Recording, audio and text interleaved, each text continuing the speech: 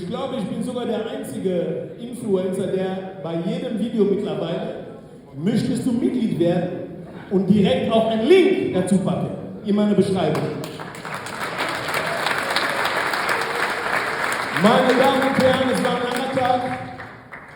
Gestern war ich in Hannover, kaum geschlafen. Man sieht, ich bin heute etwas blasser als sonst. Aber als ich sagte, dass ein Dennis Orloff da ist und so viele Patente, AfDler, Bundestag und so weiter da sind, aber vor allem, als man mir gesagt hat, der schwarze Bomber aus Essen, aus dem Kongo, darf an einer Veranstaltung teilnehmen, wo unsere zukünftige Kanzlerin Alice Weidel dabei ist.